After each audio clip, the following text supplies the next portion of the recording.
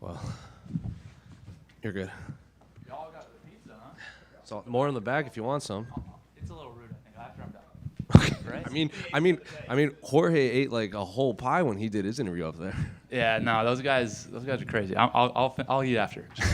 Well, Bo, congratulations on staying perfect. I guess what are the emotions and I guess reflections on this fight? Because we've seen in the past you've been critical of yourself even on quick performances. So to go 3 full rounds, I guess what are you feeling? I feel great. My shin hurts a little bit. He checked one of my kicks, so that wasn't fun. But yeah, overall, I judge myself based on my effort, my performance, how I feel like I did personally, and I was able to take a guy who's a veteran of the sport, dominate him for 15 minutes, shut him out. He really had, he didn't have any big moments in that fight. I feel like I, showcased a lot of development, improvement, really more to myself than anyone else. And so, yeah, very happy with it. And, at Media Day, you said, there was a world where you could take him down and submit him. You said 1,000 ways to win this fight, but it was a standing affair against an elite black belt. So is that how you saw the fight actually playing out when you, envisioned this? It was definitely one of the options, a possibility, For me, again, there was a lot of different ways for me to win that fight. I think that I came in open, and as I'm winning the striking battle, I'm not really feeling a lot of resistance from him. I'm not feeling any takedown attempts. So, I had a big advantage on the feet, so I kept it there. I didn't see any sense in taking him down, putting him in his best position, and, making, to me, what would have been just a bad decision, a low IQ decision. So, kept it on the feet, dominated the whole time, and got the win. We see some of the markings on your face, and you said your shin is a little banged up. Is there anything else going to keep you from training? Is it right back in there? I got a 7-day suspension from the commission, so we'll be back in a week. But yeah, I think this one, I think I got myself because I don't remember him really ever landing anything. So that might have been, I might have accidentally got myself. And I have to ask about the chants from the crowd. I mean, I'm sure you're not accustomed to hearing that, being NCAA wrestler and everything. I was pumped. They were Bo. How many times does MSG chant your name for that long? So I'm pumped about it. It was great. Bo, obviously, this is an arena that I spoke about the other day. You had some not great memories here. You now get to replace them, at least with a victory. What were kind of the emotions going through your head as you're walking back, and now you get to really soak it in? Oh, it feels good. I was definitely reliving 2016 quite a few times in the back, and felt good to, in my mind, kind of right that wrong a little bit. And at the end of the day, I look back at those moments in my career that didn't go my way just as blessings, as opportunities to improve and grow and get better.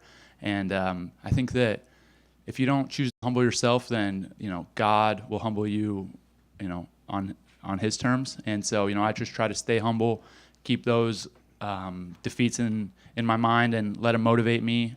But also just feel the gratitude for all the opportunities that I'm presented. And yeah, I think that it's a real cool full circle moment. And obviously you're done competing for the year. Something crazy comes up, right? But what are you looking to do as far as next year? You want to get in 3 fights? Absolutely. I would love to fight early 2025. So, as I said, I feel good. No injuries. I'm going to take a couple weeks, do some hunting, maybe go down to Doral, golf with President Trump, and then we'll get back on the training right away. Thank you. Are there names you want or locations? Because it's that rumored Miami card. Obviously, you train close to there. Yeah, I did talk with. I didn't even know there was a Miami card, and I had Jorge Masvidal on my podcast, Nickals and Dimes. You can check it out on YouTube, Spotify, all that stuff. And he announced that he's coming back, so he's gonna be fighting. He told me there was a UFC Miami card, and I was like, bro, let's do it. Me and you on there. Obviously, we have a lot of history training together and stuff, so I think that would be fun. I would love to compete in Miami. It's a second home of sorts for me now, training down in at American Top Team, and so I would love that. That's targeted for the spring, early spring. Is that too far away, or are you willing to wait for fighting there? I mean, maybe March, but I would like to fight earlier if I can. So we'll see. If it's in March, then I'll probably be in. But later than that, we'll have to adjust. Bo, right here, right in the middle. So when you come up as fast as you can, obviously you have a big fan base. but there's also people who just hate on you, think you didn't earn the spots. So far in the UFC, you beat UFC veterans. They say, "Oh, he beat cans. He's a can crusher." Now you take a guy like Paul Craig who's been ranked, and people are still criticizing your performance. What do you want to say to those people? It's all good. I appreciate you guys as well. I definitely appreciate the people that believe in me a little more. But, if you're got a problem and hating on the way I'm doing things, it's all good. I'm just focused on myself, improving, developing. And I would hope that you maybe listen to a few more interviews, more long-form content of what I'm doing. You can get to know what type of person I am outside of just, what I do in the cage, because that's just a small part of me. It's in no way like the entirety of the person that I am. It's just what I do and what I love and I'm passionate about. But yeah, I appreciate any type of criticism, feedback, and I think I'm always looking to improve. So if I see some genuine criticism that has a base to it, I would take it to the heart and try to make adjustments.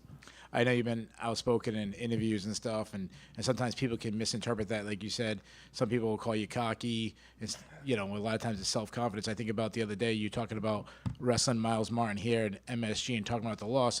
But on the flip side, you don't mention that, yeah, you lost to him, but then you also pinned him to win the national championship and your team title, kind of showing the humble side of you in that. Do you think that is more your character and the people are missing it, or is it just you really are super confident?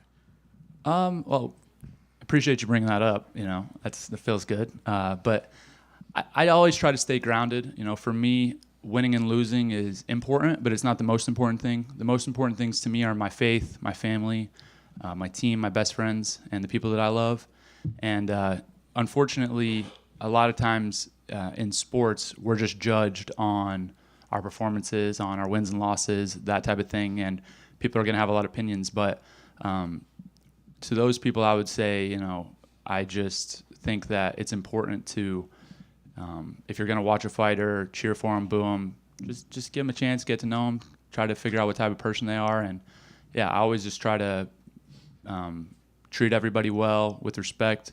And at the same time, I have a very, very sincere belief in myself and what I feel like I can accomplish. And if that bothers someone, then no worries.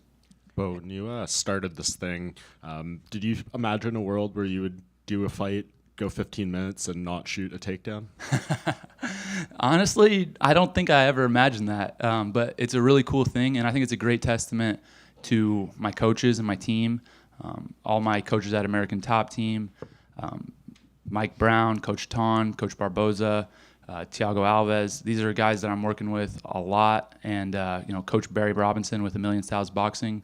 So if I didn't have these people, I don't think that I just wouldn't have the skills and the base that I do right now. And so I'm very fortunate to be around those guys. And I think it's, for me, it's something that I feel a lot of excitement in, because that's, as you mentioned, it's not something that I kind of saw myself doing previously. And now I know I can fight that way if I need to.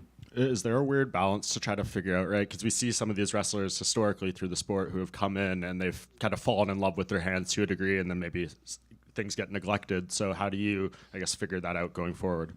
Well, I'm definitely never going to forget my roots, and I think that I show that with the commitment of my time and continuing to train with Penn State wrestling team. There was a NWCA All-Star Classic tonight as well in State College, where some of the best college wrestlers were competing against one another, and we had a bunch of guys compete. Those are guys I'm training with day in, day out, the best guys in the country, the best guys in the world, and so I'm keeping that wrestling base really strong. I feel like if I wanted to go back into wrestling right now and compete at a world championship level, I could do that.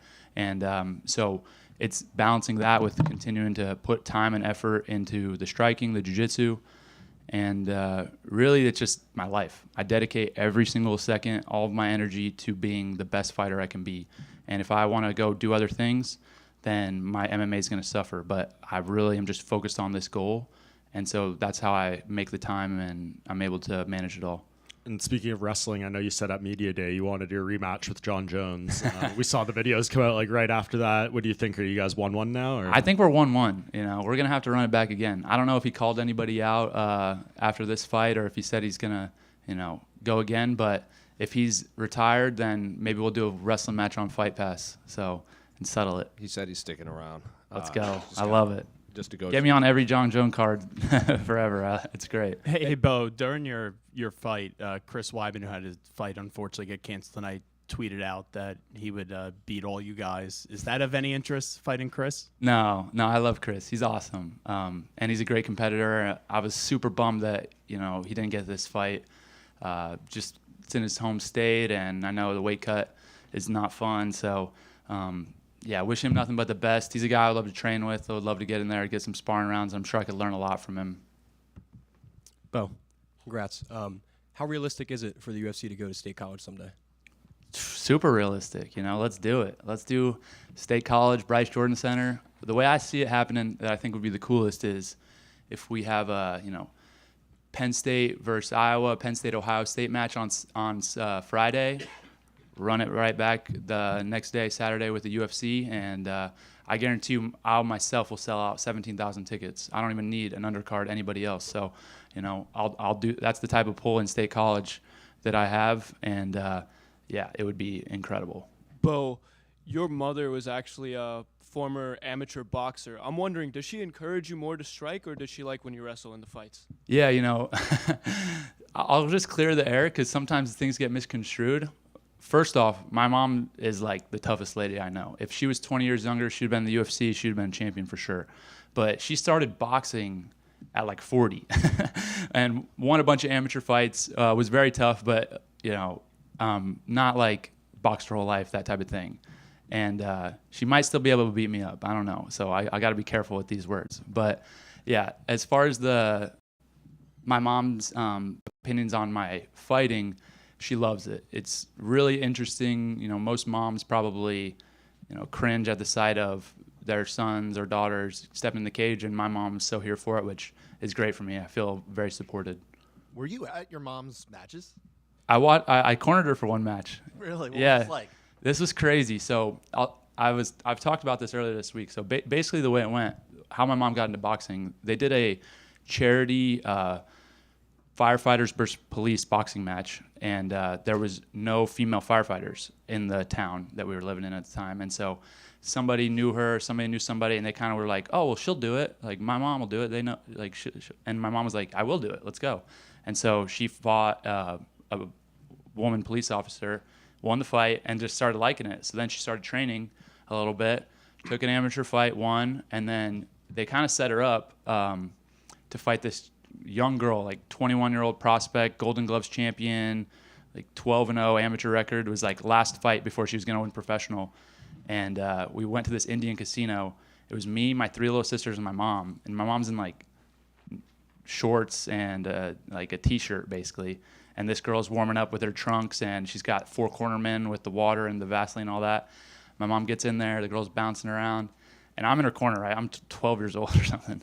And so I don't know what to say. And this girl's kind of like nothing happened at first, and then end of the first round, my mom cracks her with her right hand, and she's kind of like, oh, frick. And the coaches start yelling and stuff, and then mom tees off on her a little bit, rounds ends, and then next round comes out, and my mom just is working this chick, just whooping her butt. And actually, they threw in the towel.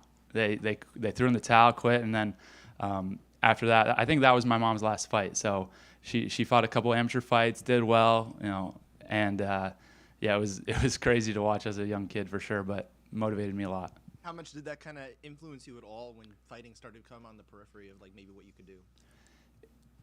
So for me as a young kid, I always just loved wrestling. It was like wrestling. I played other sports, but I was really serious about wrestling, and so I just loved it, and I didn't do anything else. I didn't want to do anything else, and but it was in the back of my mind. Oh, maybe when I'm done wrestling, I'll fight. And I would watch guys like Randy Couture, Dan Henderson, Matt Hughes, and think, oh, these guys are wrestlers. They did it. Like, that could be me someday. And so it was something that was in the back of my mind. I never really like actively pursued it until a couple years ago.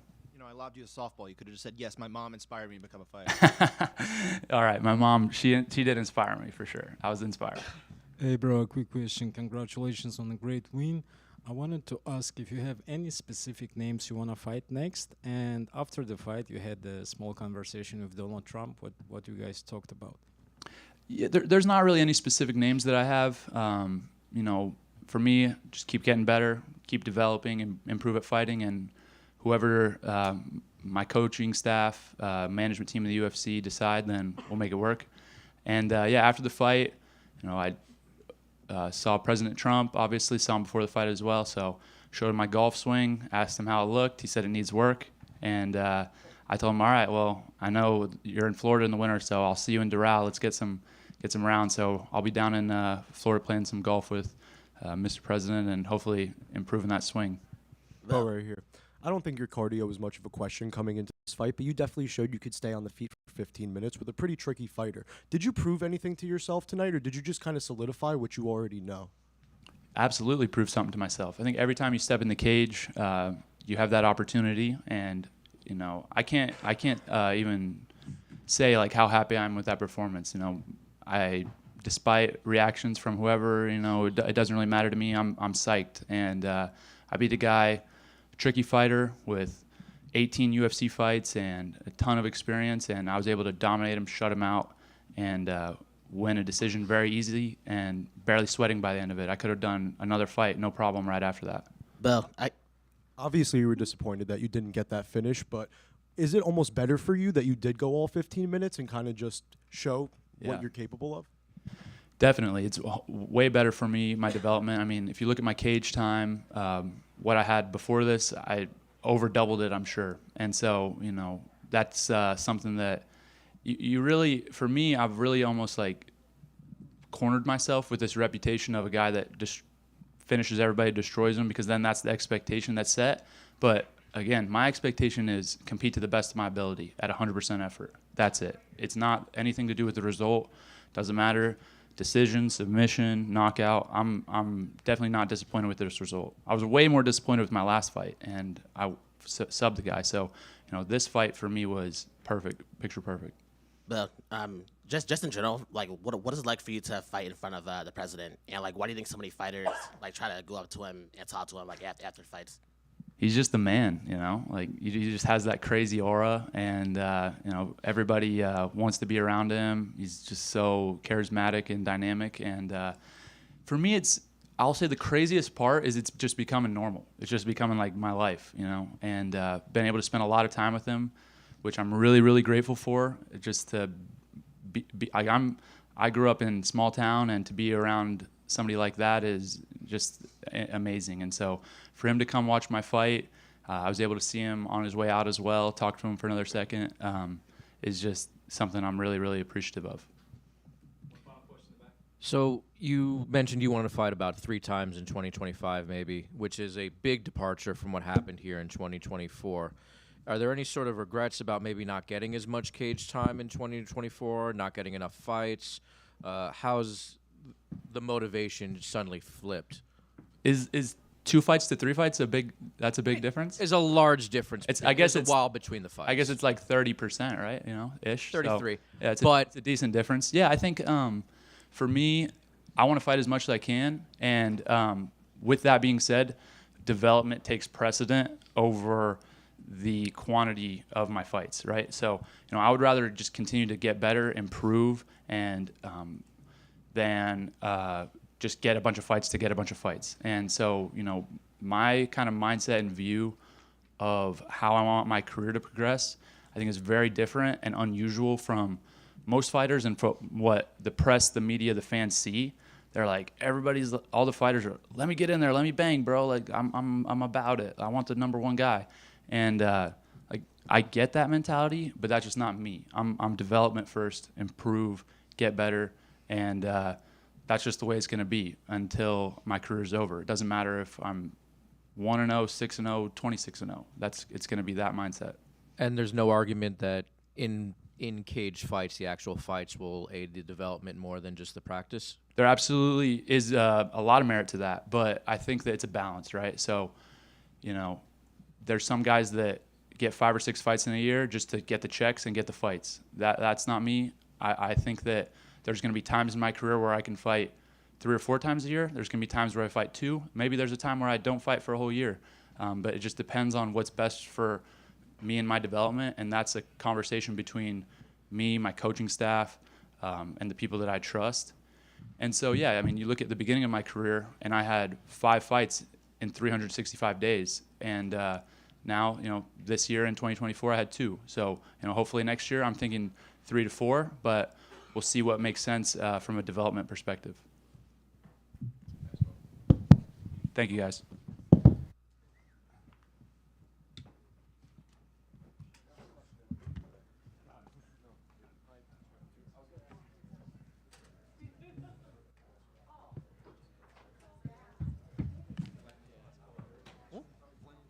Oh yeah, you can go first though. Yeah.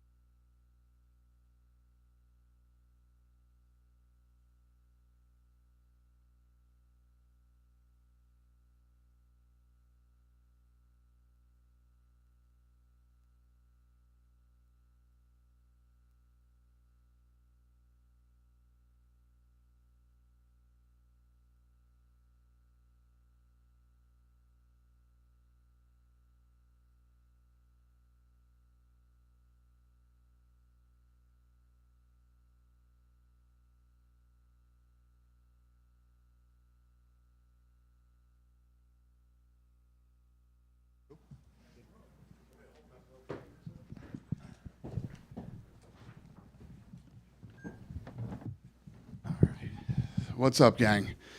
Attendance was 20,200. The gate was 16.7 million, second highest grossing event ever. Number 4 highest, what does this say? Number 4 highest, I don't know what it is. We did something good at number 4. So we hold number 1, 2, 3, 4, 6, 8, and 9 all time here. Oliveira and Chandler, Jon Jones, Brahemus and Elliott. We gave them both. They all got 50,000. It was hard to pick between all those fights, so they all get 50,000. Congrats to them. Oh, 4th highest all time ever. Yeah, got it. Thank you. Well, Dana, from here, Yeah. we have started the main event. Jon Jones, obviously, you've been singing his praises forever. This is the greatest fighter ever. But to do that to Stipe and just turn him off with a spinning back kick of everything, just what was your reaction to what we saw? And the kicks that started right from the jump, hurt him with the first kick. This guy's fight IQ is off the charts. And, you know, everybody going to admit now that he's the pound-for-pound best fighter in the world. And let me tell you what, this thing had upset written all over it too. I mean, Stipe, all the talk about Jon Jones, Stipe seemed pissed, focused, and, you know, he came here to win. He looked good. He was physically in great shape. The list goes on, and Jon literally picked him apart. The jab was unbelievable tonight. How he was kicking the legs and the body. Every time he kicked the body, I thought it was over.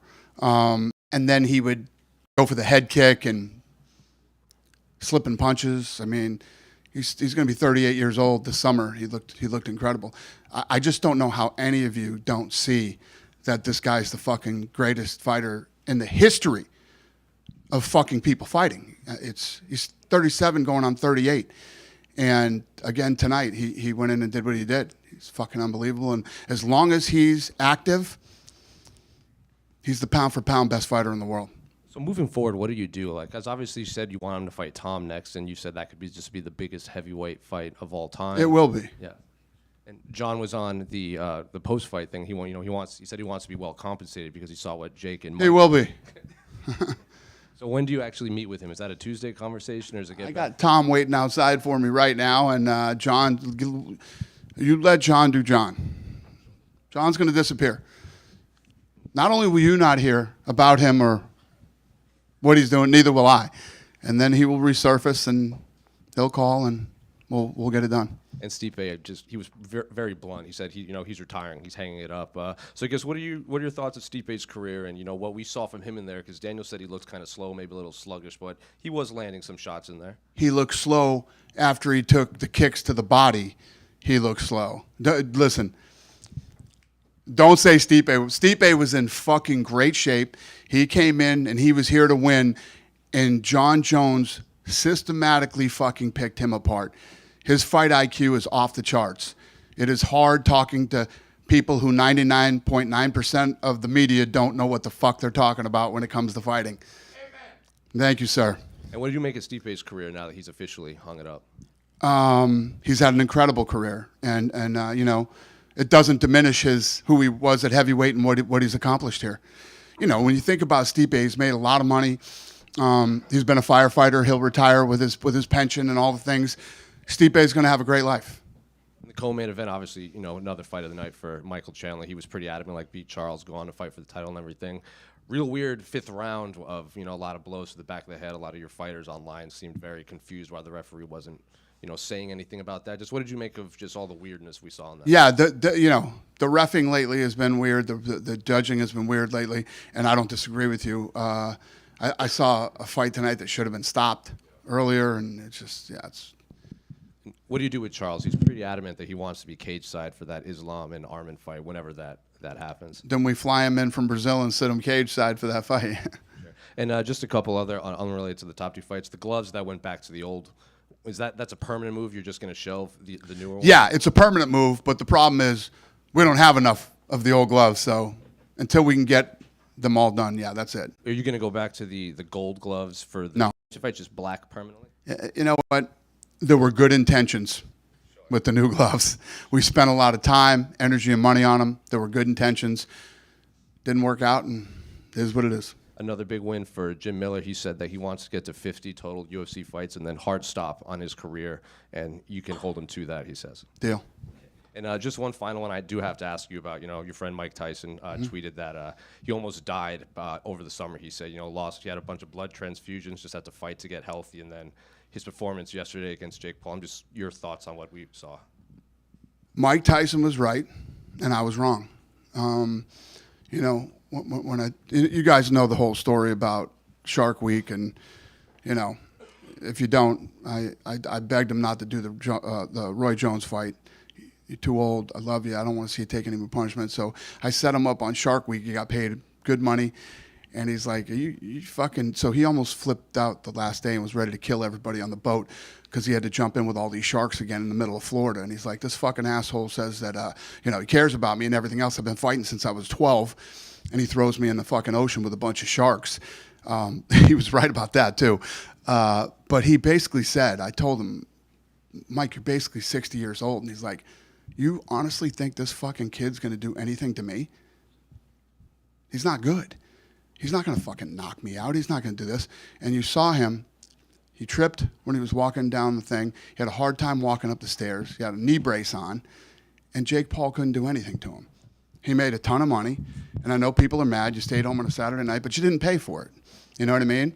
And, Mike, this is what Mike Tyson, when Mike Tyson shows up, everybody makes money, Jake Paul is fucking, I don't have to tell you guys. You guys know. Mike Tyson is the A+++ side of that thing. And he was right. Jake Paul couldn't do shit to him. So he was right, and I was wrong.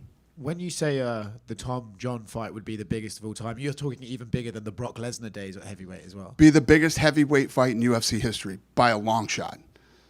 When you look at that fight stylistically, right, as you said, John, still amazing, still incredibly varied attacks, great IQ, but it would seem that Tom's advantage would be in the speed. When you look at that fight, how do you break it down and how do you think that could play out? I have no idea. I mean, I don't know what John's going to do. John's one of those guys that I was saying earlier has the highest fight IQ. He's like fucking Elon Musk in the octagon, okay? This guy is brilliant in there, and the things that he pulls off, like you didn't see any of the spinning elbows tonight that he does normally. He did all different shit tonight. I'm sure he sat down and watched Stipe's tapes, and I don't know what he'll do with Aspinall. Michael Chandler Charles getting his back and him doing the slams into it, obviously not advisable, but did you enjoy that as a spectator? I'm sorry. What did you ask me? I said, did you enjoy when Chandler threw himself backwards with Charles on his back? Yeah, that was awesome. Obviously, look, I think he's 2-3 now in the UFC, but every time he goes out there, right, puts on a crazy show. He's one of those fighters that I'm sure you just love to have around, regardless of his win-loss record. Yeah, I mean, he's like an Arturo Gatti, man. He's one of those guys. Win, lose, or draw, you're never bummed out at the end of a Michael Chandler fight. Last one for me. Look, I know that you got to let John do John and go and disappear for a while. But do you have to have a time limit on it for those negotiations? Because obviously Tom's been at... Of course. Yeah. Do you have any idea when you sort of think like, hey, come on? No. Dana right here. Yep. Over here. Yep. Over here. Hey. No. Yeah. There you go. Hey. Hey, Dana. Congratulations on another great night. Thank you, sir. Obviously, when you come to New York, it's always a huge card. Best city in the world. Tons of celebrities. We got the great Kid Rock right here. Yep. He came to Iraq in 2004 when I was in the Army. Did a free concert, so I want to publicly thank him for that. Yeah, nobody loves the troops more than Kid Rock does, man. Kid Rock does so much stuff for the troops and for this country. He's a good man. Yeah. With that said, do you ever think about, instead of doing the card just in November, maybe do 2 cards in New York a year? Yeah, it's just, here's the thing. As we go into 25, there's a lot of places that we haven't been pre-COVID, right? And there were places that I didn't want to go until everything started to get back to normal. It's like New York City, you're not wrong, is one of the greatest cities on earth, right? Since I've been here the last 2 days, this place feels like New York City again. Like people everywhere, packed, shopping, eating out. There's just a good energy here again, man, and it felt really good. But in 25, we'll probably just come back here once, even though I'd love to come back here more. But there's cities that I'm going to go to next year that we haven't been to in a while. I'm going to do Chicago. I'm going to do Seattle. I'm going to do, a few other places in 25. So obviously this was a big pay-per-view. Your next pay-per-view, you have the flyweight title fight. You have Kai Asakara in the main event, UFC newcomer. Two-part question, being that a lot of people who don't follow outside of the UFC might not know who he is. Are you worried about not attracting as much fans? But second part, he hasn't fought at flyweight in 7 years. Yeah. Was that any of the discussion when you decided he'd get the title shot? Yeah. First of all, for people to know who he is and be excited to see him fight, that's my job. Number one. Number two, no, that wasn't. It's very typical for Japan. You know what I mean? They always fight higher than they probably should. But when you come over here, there's a whole nother ball game here. The literally the best in the world are here. But we love this kid, and we think it's going to be an exciting, fun fight. And my last question, this is your first pay-per-view since Donald Trump won the election. I know he's a close friend of you. But from a business side, how does that change the UFC? Is it positive for the UFC with him being the president, or does it not change anything? I think it's positive for the world, to be honest with you. I mean, listen, no matter what side of the fence you sit on politically, you cannot deny that there's almost like this weight that's been lifted off the country right now, and this sigh of relief. And things are already getting better. He's not even in there yet. So, yeah. Quick Dana, question. I know most of the people in the room disagree with me, but yeah. Dana, when you I got one guy back there that's supporting everything I say tonight. Thank you, sir. Dana, when you heard the crowd's reaction after Bo won and they were booing and chanting overrated, just how did you kind of process that? Well, we've had these discussions with Bo. Bo needs work. Bo's an up-and-coming guy. I know he has big aspirations and wants to move faster than he should, but tonight showed that he's still dominated. I mean, he won the whole fight, but he's got work to do. It's all right. We'll move him. And when you're in a position like Bo is, there's a lot of expectations, And did you see the size of Craig? I mean, the guy's a fucking monster. The president looked at me and said, "These guys are in the same weight class?" Because he loves Bo Nickal. So I said, "Yeah, they are. It's crazy." And then on the Chandler side of it, afterwards, right, he eventually calls out Conor McGregor again. Like, do you even go down that road? Like, Who did? Bo? No, Chandler. Oh, Chandler. Mm-hmm. Yeah. Is that like a waste at this point? Conor's going to come back late 25, so there's a lot of time before we figure out who's going to fight Conor. Dana, right here. Yep. Tonight, some interesting records, right? Jim Miller, 27 UFC wins, the most. Jon Jones, the first to have a 20-fight unbeaten streak. Charles Oliveira, the first to get 20 bonuses in the UFC. Which one of those is most impressive to you? Yeah, that's a tough one. They're all impressive in their own ways. I mean, if you look at an older guy like Jim doing what he's doing still at the level he's doing it, that's obviously super impressive. And then, I mean, Jon Jones, you guys don't even want to fucking hear it. But, and then Oliveira, yeah, he's such a beast, man. The kid's incredible. They're all great in their own way. Sure. And Jon has made it clear in kind of the interviews he's done, he wants to be well compensated for this Tom fight. And I know the last time this was kind of a thing with the Francis Ngannou fight, you said he wanted $30 million. There's the Anthony Joshua money quote and stuff. Mm-hmm. Do you feel like this could be leading to that same type of friction, or do you think it'll be an easier negotiation this time? Jon's always been well compensated. He's always been well compensated. I would never put his total purse number out there, but it's fucking massive. The number that he went over tonight, he's made a lot of money in his career. Listen, you don't fight and then disappear for 5 years because you weren't well compensated. He makes a lot of money. So he'll make a lot more for this fight. On a slightly happier note for boxing, then I know you're disappointed about Tyson and all that, but did you get to see the Serrano-Taylor fight? Yes, it was awesome. Do you think Serrano, I'm over here in the middle, Dana. Okay. Do you think Serrano won, as she's saying on socials, or? I don't know. I mean, I was watching it, but I wasn't scoring it. But it was a great fight. those girls were banging, throwing tons of combos, and that's the other thing. I mean, all the people that are, there's a lot of in Portnoy went out and said that it was the greatest con job of all time, and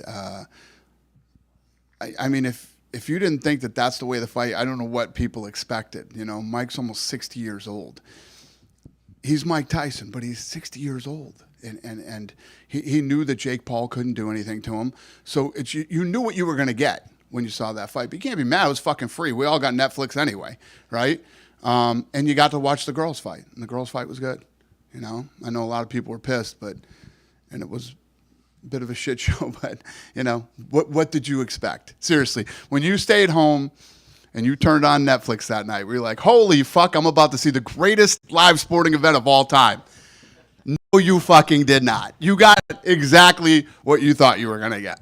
I was there for the Serrano Taylor, but it was yeah. Oh, you were there and you flew back here? Oh. No, to watch. Yeah, I was yeah. watching. Yeah, you're right. And that's listen, if you're a fight fan, you're right. You're right. Dana. Going off that, sorry, because you just cut me off before. You were obviously watching the event. What did you think of the production and stuff for Netflix? Because I imagine as you guys go into this negotiation for the next television rights. Well, nobody does my production. I do. That's been my deal. But that's not the deal with almost every sport, maybe every sport as far as I know. But not me. Nobody's going to control my product. I do. And for Netflix, this thing was brilliant because you knew it was going to pull a massive number because of Mike Tyson, right? And to be fair to Jake, you're going to tune in to watch him get knocked out, hopefully, right? That's what everybody wants to see. And but they needed to do this test. They got the NFL coming at Christmas. They're just getting into live sports. They needed to do this to test it, to test something that they knew they would pull a big number on, and Mike Tyson pulls big numbers. And you booked this Ian Gary versus Shavkat fight for the next pay-per-view. No interim title, just a co-main event, 5 rounds. Was that discussed at all, and why, with Bilal out in this situation, was an interim title not the right decision?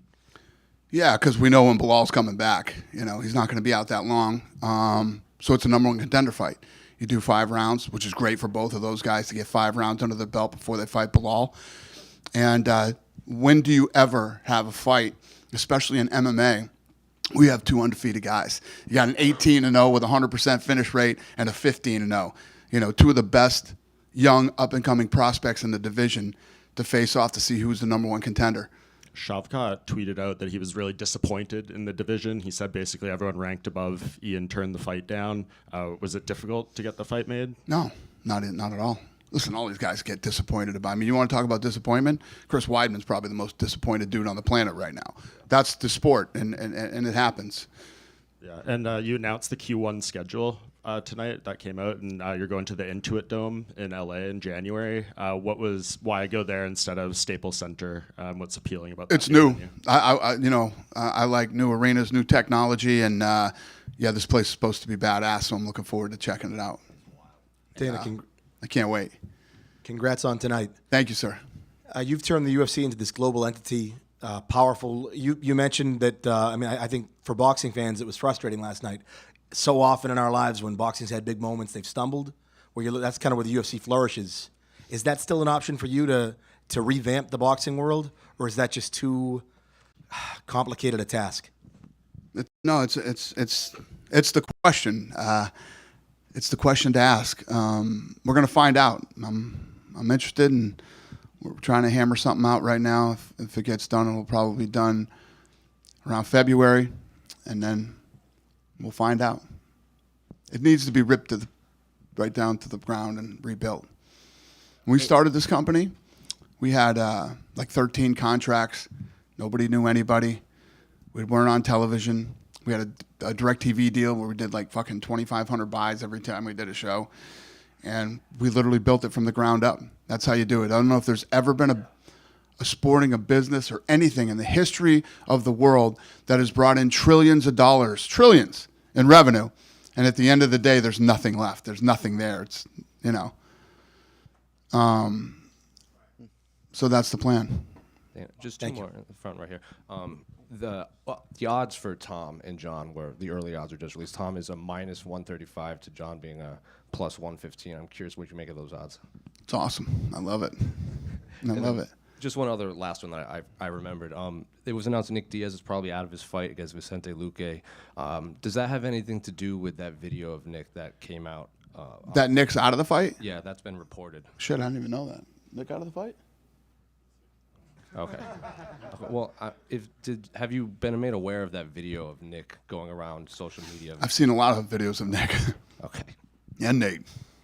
Dana. Dana, the UFC signed Mikey Musumeci to the first BJJ exclusive promotional contract in UFC history. Can you just talk more about the work that went into that? You said it's been in the works for over a year. Yeah, I mean, we're getting into grappling now. So he's one of many. We'll go after all the greatest guys in the world. Hey, Dana. Yeah. Over here. Yep. Yeah.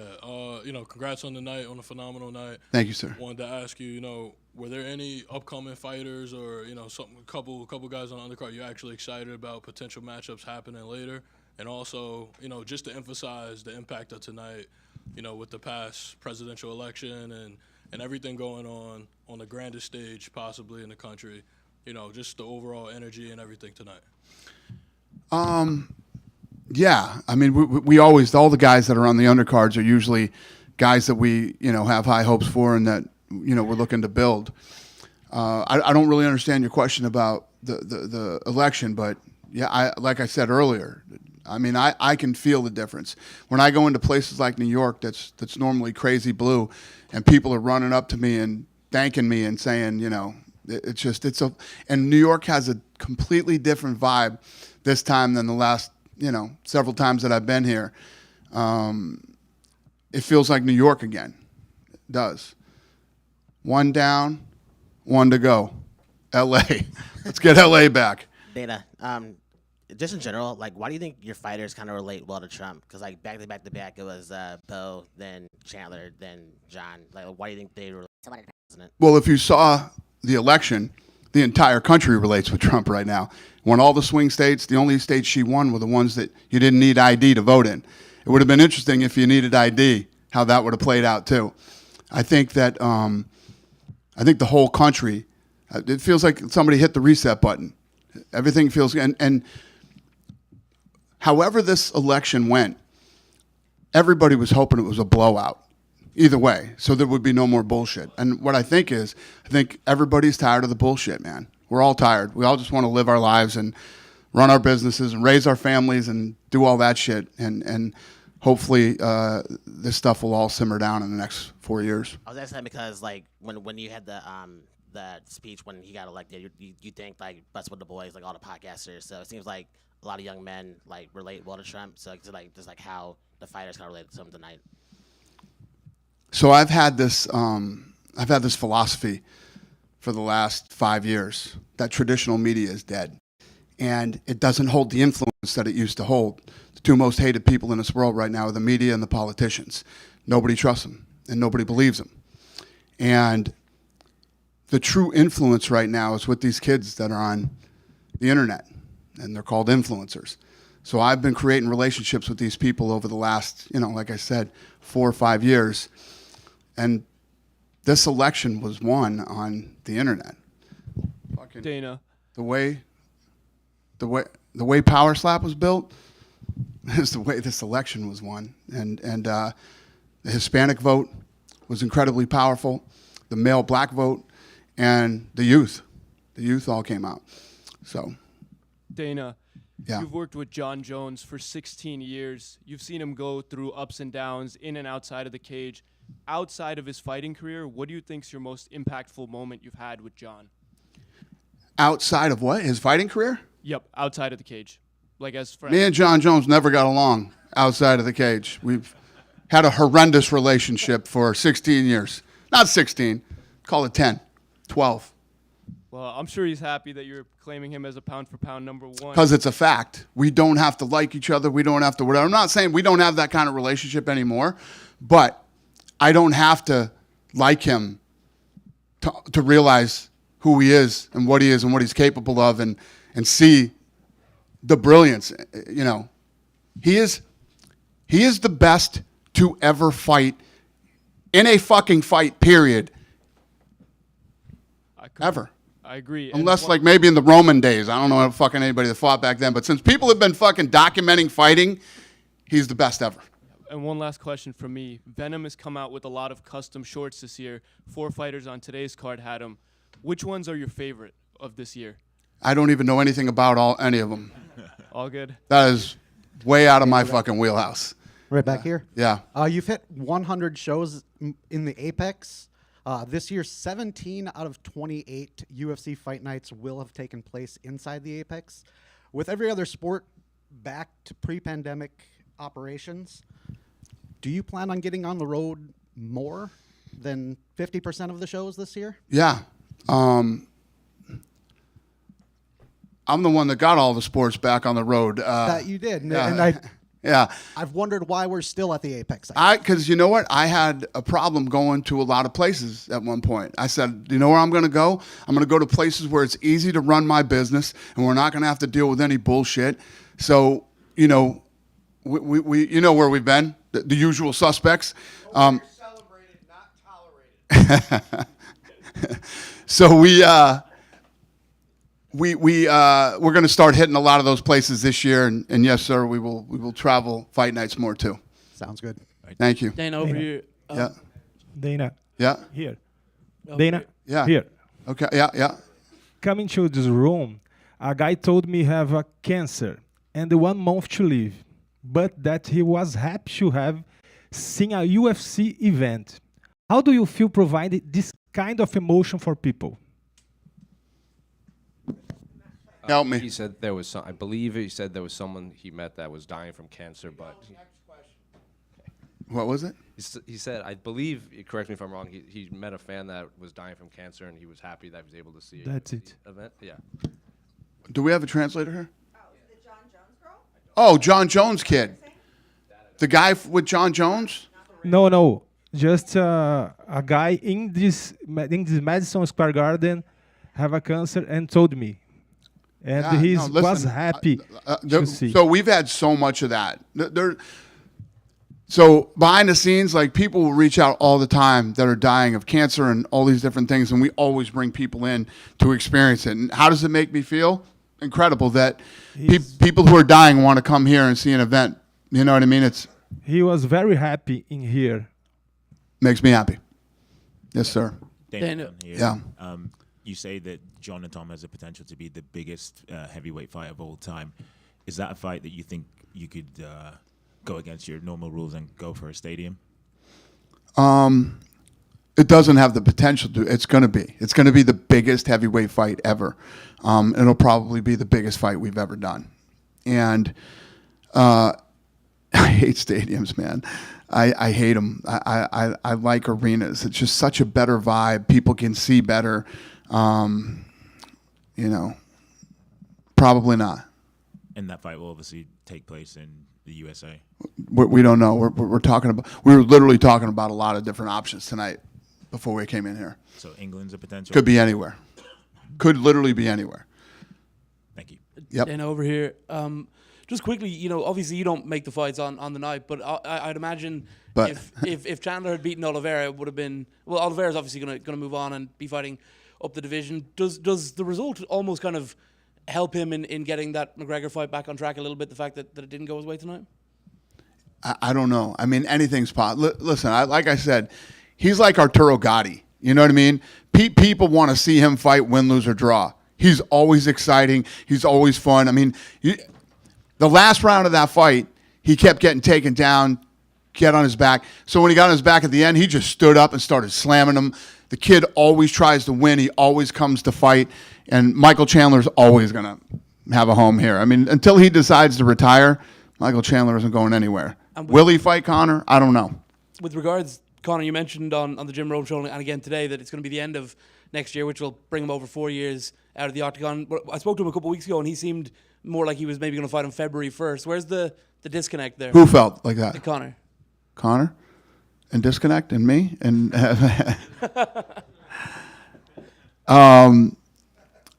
there's no doubt that Conor hits me up all the time. Conor wants to fight. I told you guys that he probably wouldn't fight in 24, and he didn't. He's going to fight in 25, probably at the end of the year. If it's earlier, that's good for all of us. Why so late? When it's going to play out. Thank you. Thank you. Dana Yeah. over here. Thanks for making a great night. Thank you, sir. It was a great experience. I wanted to ask about Jon Jones. I know you like questions about him. So, if Aspinall gets out of the fight, if you schedule a fight and he gets out of fight, do you think you'll try to make a fight against Pereira? No. No? Okay. You know what? You know what tonight told me? There's no fucking way I make the Pereira fight. Okay. John's too big. Great wrestler. See how he took Stipe down in that first round? Yeah. I like Alex Pereira. I like him personally. You know, But it he's just the greatest of all time, right? it just doesn't make sense to make that fight.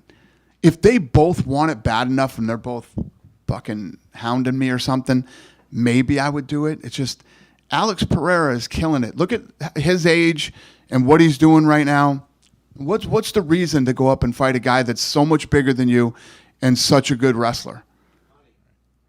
What is it? Money. Money? Yeah, no. No, you're right. That's definitely a reason. The only reason. But just so we're clear, I don't want to make any of that kind of money. I want Pereira to stay where he is and do what he does and, you know, run the street. But again, if they go crazy on me and they want to do it, then what am I going to do? They're grown-ass men, and I'm sure the fans want to see it. I'm sure you want to see it. I guess we'll talk about it. And the second question, off topic a little bit. Before the fight, you said you're gonna announce the Makhachev Sarukan soon. Is it still like actual or? I said I was going to announce what? The Sarukan and Makhachev fight. Oh, Sarukian and And Makhachev, yeah, in Los Angeles. Okay. Is it like already like done or you're still working on it? Because Did I announce it? no, I didn't. But you said you're gonna announce it. I said I was going to announce it after this fight at the press conference? No, before the fight. You're good, sir. Sorry. Two quick questions. Some fighters have said that they like the new gloves. Is there any thought about just One guy? All right. Two. They're back.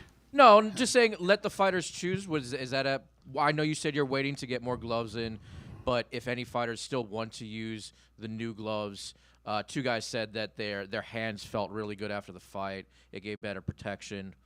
Any thought on that? You know how fucking good that is to hear, sir? You know how much money I spent on this? Money, time, energy. I'm very happy that two guys love the gloves. I'm really happy. There might be more than two, but there might be. Speak up now or forever hold your peace. Yeah, I'm glad to hear it. The last question I have is, it seemed like you might have softened your stance on an outdoor venue, perhaps for, say, a UFC Africa, or perhaps even a smaller arena than you might normally do. And why is that? Why do you say that? Saw an interview a couple weeks ago, 3 weeks ago, I think it was, where it sounded like you were maybe we do something there with what's existing, but that's where I want to lead with this. What are your thoughts on the existing infrastructure in that whole continent? So all the top executives from the Yankees were here tonight, and the president of the Yankees told me that they would love to do a fight at Yankee Stadium outside and all this stuff. It's just, we did one fight outside one time at Abu Dhabi. The heat was a problem. The humidity was a problem. The bugs were a problem. I mean, just, I don't like doing things in places or environments that affect the fight, you know, and all of those things affect a fight, the outcome of a fight. And again, I don't like the viewing experience for the fans either. So would that some of these smaller stadiums, since there aren't any large arenas currently available in there, is that going to be large enough to entice the UFC to go, or still waiting for hopefully some place to come up with something larger? I don't know. I know everybody thinks we do everything for money, but everything isn't about money for me. It's more about an experience. I never, ever want people to turn off the television and feel the way they felt last night after they watch a fight. I want the exact opposite. I want people to be like, glad I stayed home, glad I watched it, not pissed I paid for it, you know, and I, especially people who travel. So there will be people that will fly, buy tickets, plane tickets, hotel rooms, dinners, shopping, tickets to the fight, and then go there and have a bad experience, whether it's any of those things, the weather, the wind, the heat, the humidity, the bugs, I mean, any of that stuff. I like to be able to control everything a little bit more. I can control everything that happens inside this arena. There can be some weird shit the night the fucking gate broke and everybody fell on the ground. You know, that kind of shit will happen here and there. But in all the years we've been doing it, it's happened one time, right? I can't control what happens when that cage door shuts. And if we're outside, I can't control anything. Nothing. Anything can happen. And I hate that. I don't like that feeling. Sure. Some would argue that there's plenty of other sports that live through it just fine. But people they don't aren't get combat sports. Exactly. Big difference if you're kicking a soccer ball or, you know, fucking hitting home runs, whatever. Totally different. I mean, they even stop and rain in baseball, right? I mean, yeah. You can't stop. We can't have a rain delay. Why not? Because it's fucking ridiculous, and it will never happen as long as I'm alive. That's never going to happen. We're never going to have a rain delay in the UFC. Yeah. Think about, again, last night, boxing, right? These guys will do a fight, then have a fucking podcast for an hour and 30 minutes before the next fucking fight comes on, right? We're going to do a rain delay? It's never going to happen, man. You know what we do? We go boom, boom, boom, boom, boom, and all the fights fucking roll all night. All the shit talk's done. You don't need to see fucking Rosie Perez breaking down fights and you know. Really good job, but yes. Yeah. Have a great night, everybody. Thank you.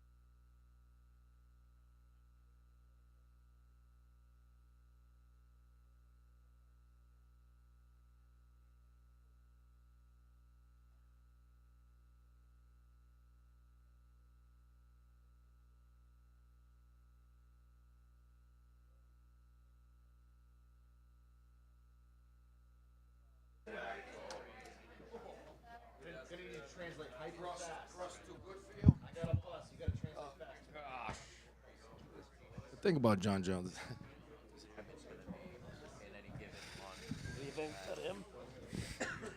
No. You had. I know. You guys good? Go ahead.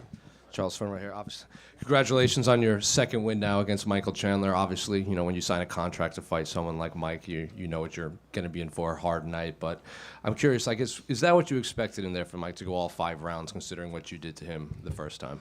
Primeiro de tudo, parabéns por uma segunda vitória contra o Michael Chandler. E quando você assina um contrato para lutar com o Michael Chandler, acho que todos os lutadores sabem o que espera eles em termos de dureza. Você imaginou que seria uma guerra de 25 minutos, especialmente que podia chegar em 25 minutos, especialmente pelo domínio que você teve nos primeiros 4 rounds? Não, eu não quero que ela chegue no final. Eu venho aqui procurando, eu quero caçar o tempo todo. E é isso que acontece. Mas quando fala de dois caras duríssimos, como eu e ele, isso acontece, é normal. No, I didn't want it to reach 5 rounds. But I told people I was going to be, hunting for him all along, trying to finish the fight. But when you put two tough dudes against each other, that's what happens. How was he on the canvas? Because obviously you found yourself in a lot of very unorthodox positions, especially in those early rounds. I think you were basically sitting on top of him, and he was able to survive. So just skill-wise, what was it like to be grappling with a guy like Mike? Cara, como é que era no chão? Porque você, em vários rounds, você estava em umas posições bem esquisitas. Aí, uma hora que você está sentado nele, ele luta, ele tenta sair. Como é que é lutar contra um cara como ele? Cara, na realidade, a gente tá falando sobre MMA, é tudo muito imprevisível. Isso aí mostra, na realidade, o quanto eu evoluí, o quanto que eu cresci, sabe, dentro da luta. Se fosse há um tempo atrás, eu teria apertado para tentar finalizar, eu teria explodido para tentar ficar na posição melhor. Não, eu evoluí, só queria vencer. Actually, this is MMA, and I think, all you want to do is win, and I think it only shows how much I evolved and how much I got better. When old Charles, or Charles from before, would have, tightened up a couple grips there and wasted energy, or would have exploded a little bit to get out of certain positions, all I wanted to do was win. That fifth round, obviously when he dropped you and he got on top of you, there were a lot of punches that looked like they were blows to the back of the head. A lot of your fellow fighters were criticizing the referee online over him not stepping in and either warning Mike or stopping Mike from the blows. I'm curious, when it was happening to you, were you shocked that the referee didn't, stop what was happening? Quinto round, ele conectou com você, vocês foram parar próximo da grade, no lado dele ali, no lado da esquina dele. A impressão que deu, muita gente, vários lutadores do UFC criticaram a arbitragem, falaram que deveria ter não interviu na hora que precisava, que deveria ter feito isso, porque várias das porradas foram na nuca. Foi isso mesmo? Cara, não gosto de criticar, não gosto de falar nada, mas vocês viram, se vocês viram, eu vou falar o quê? Mas a realidade, eu acho que às vezes a gente... Cara, não quero criticar ninguém, mas eu tomei muita porrada na nuca, ele segurou muita grade, eu tomei muita dedada nos olhos. Eu acho que a gente está, cada vez mais se tornando profissional, a gente não precisa dessas coisas, Então, acho que o árbitro poderia ser um pouco mais severo. Muitas vezes eu falei para ele do que estava acontecendo e ele olhava como se nada tivesse acontecendo. I'm not here to criticize, but I'm going to tell you something. There were a lot of blows to the back of the head, a lot of fence grabbing. There was also some eye pokes, and I was telling him what was going on. I kept, calling for his attention, and nothing would happen. I would hope that he would intervene, but nothing happened. So I'm not here to criticize. You're just going to do your job. At the end of the fight, obviously, when you took his back, he stood up, walked to the center of the octagon, and was kind of motioning to the crowd, slammed you twice while you were on his back, and then it looks like you guys were talking in the last 3 seconds. So I guess, what do you remember from that entire sequence, and what did you say right when the clock was ticking down? E essa loucura toda que aconteceu no final, de repente você sobe nas costas dele, ele vai pro meio do octógono, pula para trás, coloca você naquela posição, faz isso de novo, fala, parece que teve uma hora que quando acabou o tempo vocês estavam conversando um com o outro. Essa sequência toda louca? Cara, na realidade, se todos eles quiserem ficar me jogando assim dessa forma, eles podem ficar jogando. Não faz diferença nenhuma. Se você tá colado corpo a corpo com um cara, não faz diferença nenhuma isso aí. Ele só quis mostrar o quanto que ele é bom naquilo que ele faz, o quanto que ele é gigante, um cara que merece todo o respeito do mundo. Mas não faz diferença. Ele fez isso na primeira luta, nessa segunda ele fez 2 vezes. Eu só queria que o tempo acabasse porque eu tava vencendo em 5 rounds. Maybe you just wanted to show stuff to people. You want to maybe show what you're all about to people. You don't. It's not needed. I didn't worry about also at all. If you're loose there, you're gonna get hurt. But if you actually just tighten up, nothing happens to you. He did that in the first fight. He did that twice in this one. So I don't think it was a big issue. And just a couple more from me. You become the first UFC fighter to get 20 bonuses, and I believe you have over $1 million total now in post-fight bonuses for the UFC, the first person to reach that goal too. So I guess, did you know that? And I guess what are the reactions of these 2 milestones you've hit tonight? Primeiro de tudo, parabéns pelo 20º bônus, recorde na história do UFC. O primeiro lutador a chegar em 20 bônus, e você, segundo cálculos, você ganhou já $1 milhão em bônus. Então, você sabia disso, que você chegou nessas 2 marcas, e como é que você se sente? Diego, onde está esse dinheiro? Diego, where's that money? Where's that money at? Cara, feliz demais. Eu não venho pensando no bônus, o bônus que vem me procura, então são 20 bônus, eu tô feliz demais. I'm just so happy. I don't come looking for the bonus. The bonus finds me. It's very happy. And then just last one for me. Obviously, you said you wanted to sit cage side for the Islam and Arman fight. Dana White said he's going to send a plane down to Brazil to get you there when that fight happens. So I guess, Dana seems on board with your idea to be there cage side. Você falou que vai estar lá sentado na primeira fila para a luta entre o Islam e o Arman. O Dana falou que vai mandar um avião para o Brasil para te buscar para estar lá. Então você vai? Com certeza. Ele sabe disso. Ele sabe o que eu quero. Eu quero se tornar campeão de novo. É isso que eu vou fazer. Eu só vou voltar para casa, tirar alguns dias, bem pouquinhos. E aí, como o homem já falou que vai me buscar, eu vou estar lá esperando. For sure. I want to be a champion. Everybody knows this. I'm going to take a couple of days off. Since the boss told you guys he's come pick me up, I'll be right there. Charles, is it true you were carrying a knee injury heading into this fight? And if so, did that affect your training and preparation? Charles, é verdade que você veio para essa luta com uma lesão no joelho e, se isso é verdade, atrapalhou o teu treinamento? Eu não queria falar sobre isso, mas sim, foi verdade. Eu tive uma lesão no joelho direito, na onde que eu tive que ficar algum tempo parado. Mas aproveitando o momento aqui, eu queria agradecer demais a toda a minha equipe, que não deixou eu desistir, porque eu tive muitas dores. A toda a equipe da Nion, que me deu todo o suporte para que eu pudesse estar aqui hoje, né? E agradecer demais a Deus, porque só eu e a equipe sabe tudo que a gente passamos, o tempo que a gente teve que ficar sem treinar para poder chegar aqui bem. Didn't want to talk about it before, but yes, I did have a knee injury, and I wanted to. I spent a lot of time actually without training. Things were tough, and I wanted to thank first and foremost my team for not letting me back down, letting me quit, not letting me stop, and making this happen. And I want to also thank the team from Nuon. They supported me throughout, and also, to thank God about the opportunity and being able to be here to fight. I feel like every time you fight, your opponents sometimes bring up this concept of you being a quitter or having quit in the past. The fact that you weren't able to train that effectively and still went in there and went 5 rounds and won the fight, do you enjoy proving to everyone that, like, you're not a quitter and, in fact, actually, you're one of the best in the game? Eu sinto que todas as vezes que a gente fala de você com oponentes, os oponentes a usarem alguma capacidade, essa história de você desistir, de você abandonar o barco. Você acha que depois de um camp como esse, tudo que você passou, tá com uma lesão no joelho, você vir aqui, continuar com a luta em pé, vir aqui fazer o que você fez, cada vez mais você gosta de provar para as pessoas que estão erradas? Cara, sendo bem sincero, eu nem ligo porque esses caras falam. Esses caras eles têm que inventar alguma coisa para falar. Então, para mim não faz diferença. Eu só quero vir aqui, tá bem, tá feliz e fazer aquilo acontecer. But really, it don't matter what those people say, because they always have to make up stuff to talk. All I want to do is just train, be happy, come here with the team, and make it happen. Another thing that seems to come up a lot of the times when you fight is that you're the coolest fighter in the UFC. I'm curious if you agree with that assessment from the fans. E muita gente fala que você é o lutador mais bacana do UFC, cara. Você é o cara. Você acha que você é o cara do UFC? Isso aí sim, com certeza. Cara, eu trato todo mundo do mesmo jeito, com todo o carinho, todo o respeito do mundo. Eu sou muito grato pelo carinho de todas as pessoas, principalmente porque eu não falo inglês e, sabe, tipo, as pessoas me respeitam da mesma forma, então eu sou muito grato por isso.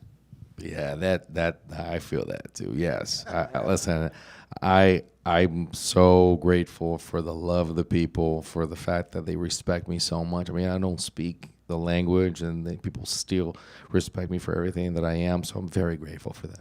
It's a very cool suit as well. Yeah. Terno tá bacana. Charles, aqui. Eu sou teu vizinho, eu sou de Santos, na verdade. Moro próximo a você e primeira vez que eu consigo te entrevistar aqui. Eu já vi em alguns UFCs. Muito bacana falar contigo, você é um ídolo pra gente. Obrigado. Deixa eu te falar uma coisa. Você já ganhou o cinturão, é recordista de bônus do UFC. Nesse momento da sua carreira, você vai para tentar o cinturão de novo. Mas existe algum lutador que você nunca enfrentou que você gostaria muito de lutar contra? You've won the belt. You've gotten so many bonus, so many finishes. You've gotten a lot in your life, and you're going for a second belt again. But is there any fighter that you never fought against that you would like to face? Pô, irmão, obrigado pelo carinho. Espero que a gente continue metendo essa sequência de bônus aí, de finalizações, de recordes, que são mais importantes. Cara, eu tô aqui pra fazer história. Eu não fico escolhendo o adversário nem nada. Eu estou em busca de um título. Eu estou em busca de fazer história, de aumentar meu legado. Então, aquilo que for pra gente crescer, tiver uma luta nas categorias de cima, aquilo que for pra gente crescer, eu tô aqui pronto. Listen, I want to make history. I'm here to build on the legacy. I want to continue this. I mean, there's more bonuses, more finishes. I'm here to, to anything that makes us grow, anything that pops us up. So if anything, another belt, maybe some fights up in the, maybe a heavier division, wherever need be, we're going to do that. We're going to be ready for it. O Conor McGregor faria sentido para você? Against Conor McGregor, would that make sense for you? Cara, esse cara eu já falei já. É o cara que mais escolhe luta. Essa luta nunca vai acontecer. Fazia sentido? Faria. Era uma luta que daria muito dinheiro para nós dois. Eu vendo muito, ele também vende. Mas ele escolhe os adversários, esse cara sempre corre. Listen, this is the guy that runs away the most in the UFC. This fight's not going to happen. Would it make sense? Yes. Would it be a good fight? Yes. Would people love it? Yes. We both sell fights well. But he chooses his opponents. This fight's not happening. Muito obrigado e bora pro cinturão. É isso, valeu. Charles, so I know you said the Conor fight might not happen, but say it does happen. You have this tradition of shaking your opponent's hand and hugging them every time you enter the cage. Given that Conor has talked so much about you, would you shake his hand when you enter the cage before you fight?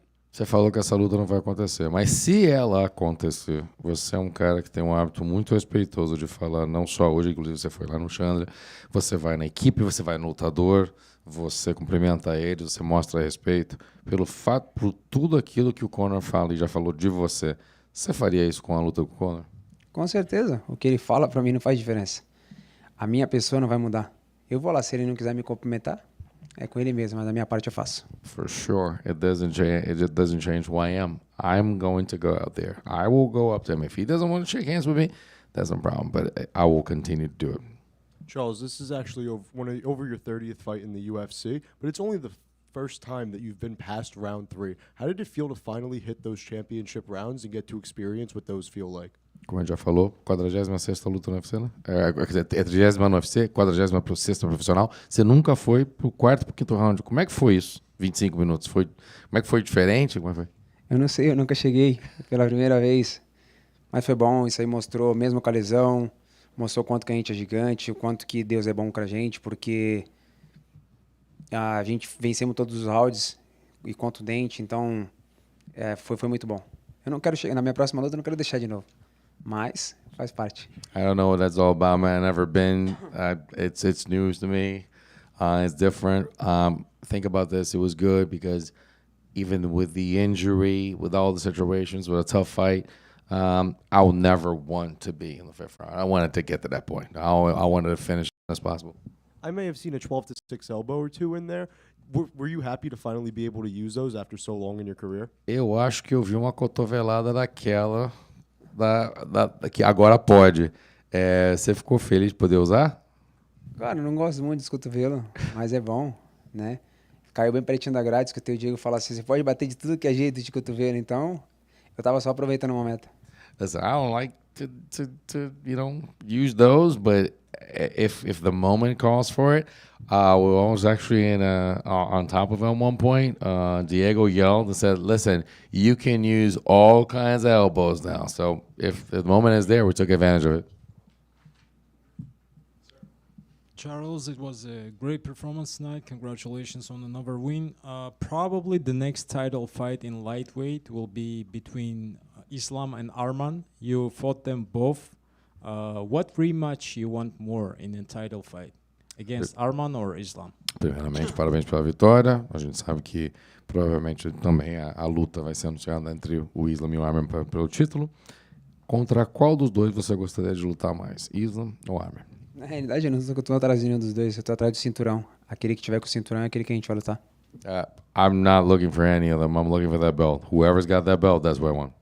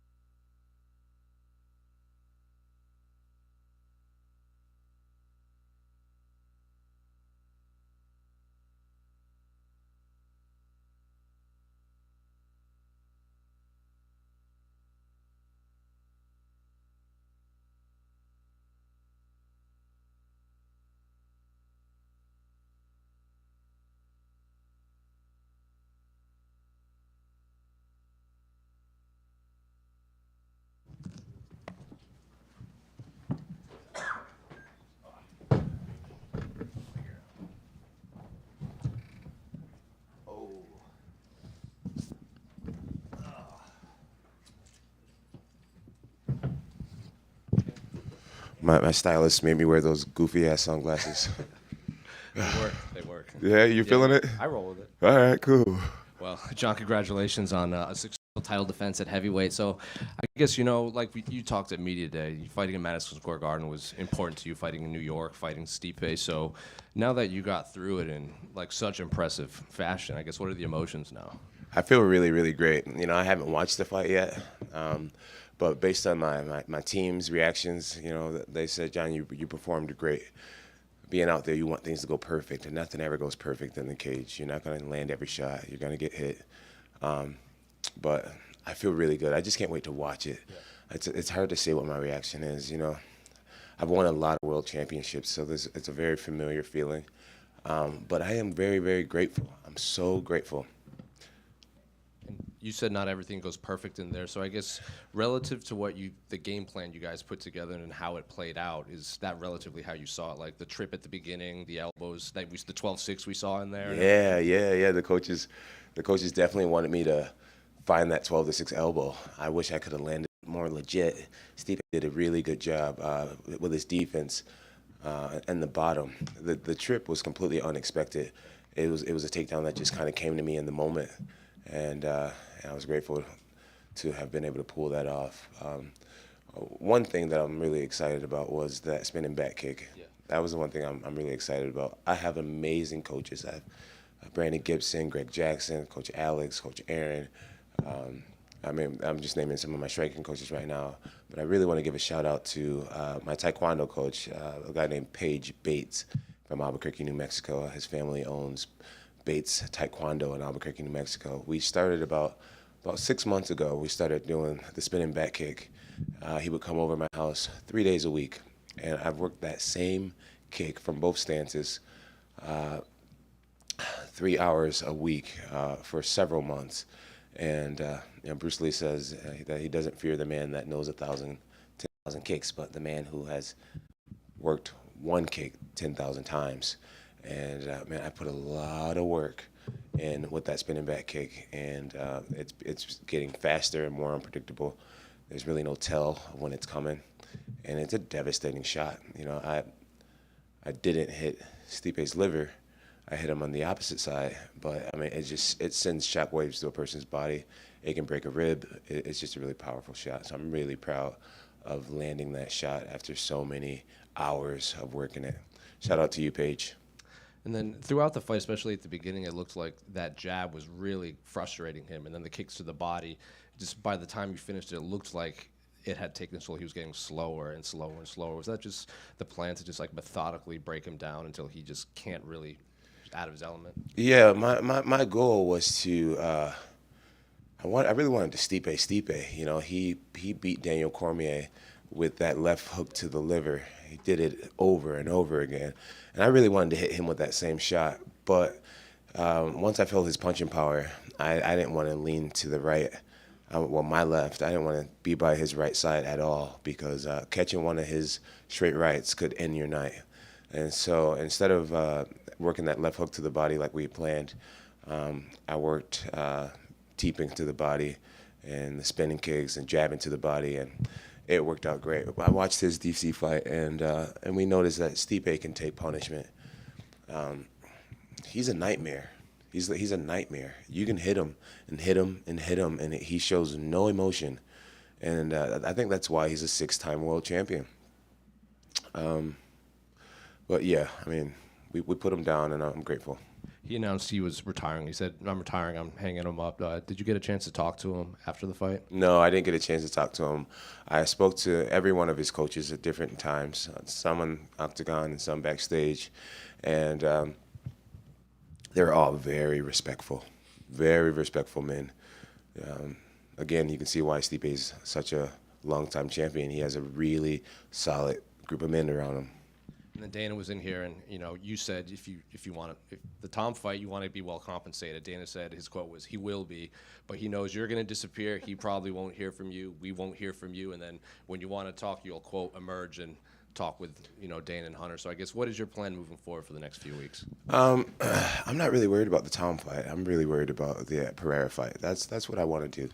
That's what I want to do, and I think if the UFC wants to have me back, then I think that's the fight they'll make. I've been really clear about my intentions. That's what I want. And I mean, I just feel like anybody would understand at this point. Like, I'll retire the heavyweight belt if I have to. It's like, dude, give the guy what he wants at the end of the day, And I'm not talking to Dana directly. I feel like I'm at a place now where, like I want to take what I find to be super fights. I don't want to fight dangerous up-and-comers anymore. I want to fight dangerous, established champions. So Tom can have the heavyweight championship. I don't really care about it. That my value doesn't lie in belts anymore. I've created something much bigger. I want Pereira. Dana was in here and he said that he would really like not to make the Pereira fight, but if you and Alex did hound him, he would consider it. But he said that realistically, that's not a fight he wants to see because he thinks your skills with the wrestling and the size would sort of outweigh what Pereira has to offer. I'm curious what you think about Dana's take on that. Man, styles mix matchups, and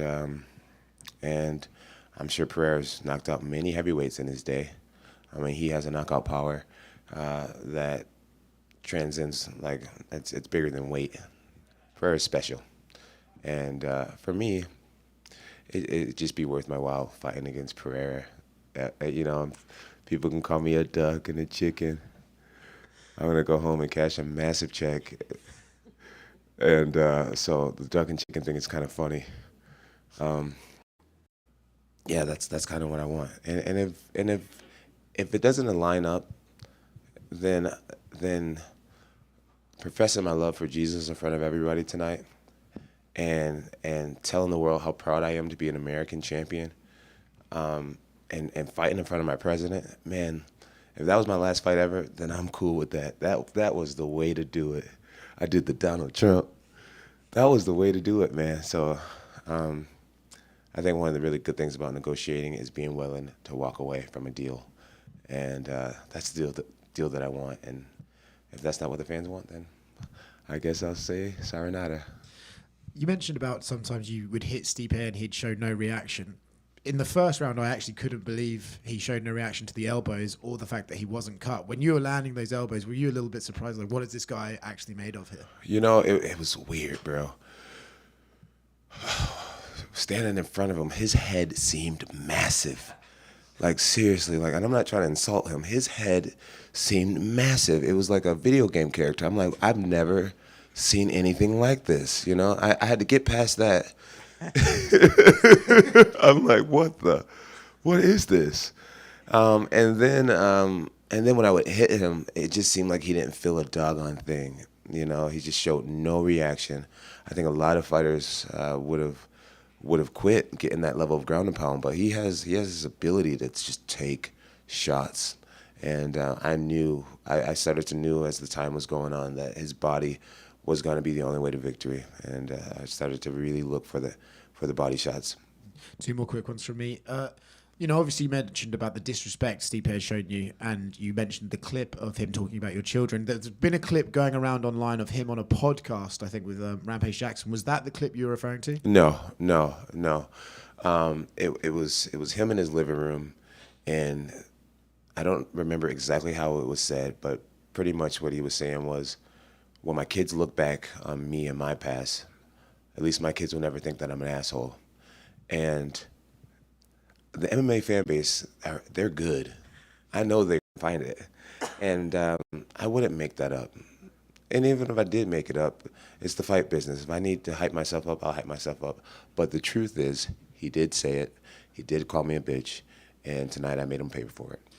And last one for me. You mentioned training the spinning back kick for 3 hours a week and stuff.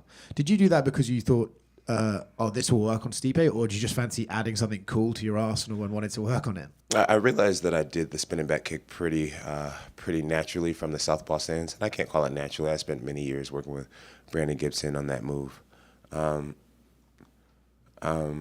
I wanted to make it better. I realized that the spinning kick is a move that can drop an elephant if you do it right. It's a devastating move. In my opinion, the most powerful kick in martial arts.